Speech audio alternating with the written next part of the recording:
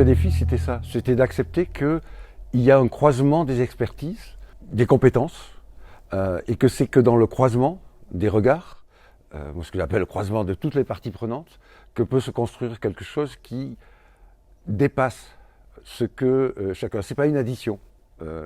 La question des parents, la question des professionnels, la question des militants qui s'engagent pour la cause de l'autisme, des personnes ressources, des personnes qui ont eu une qualification au cours de leur histoire professionnelle et qui décident de s'investir de façon militante. Ce croisement-là, ça crée de la plus-value.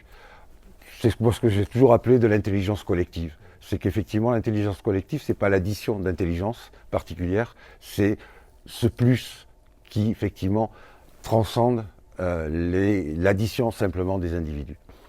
Moi, ce que j'ai appris de ma longue histoire, et professionnelle et militante, parce que j'ai jamais dissocié ce qui était mon côté professionnel de mon engagement militant, sinon j'aurais fait un autre boulot et j'aurais dirigé d'autres structures que les structures associatives, c'est effectivement de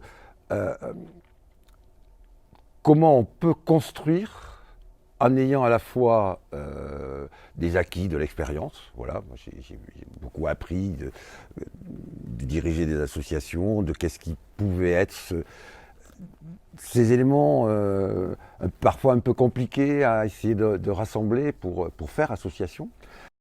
Et en même temps, à chaque fois, quand on se trouve avec des contextes nouveaux, des personnes nouvelles, c'est à chaque fois quelque chose qui se réinvente. C'est-à-dire, on ne peut pas reproduire. C'est vraiment, c'est du sur-mesure. C'est entre le prêt-à-porter et le sur-mesure. Franchement, c'est quand même mieux le sur-mesure. Et en même temps, parce qu'il y a eu cette formidable capacité à accepter de faire complètement évoluer le système.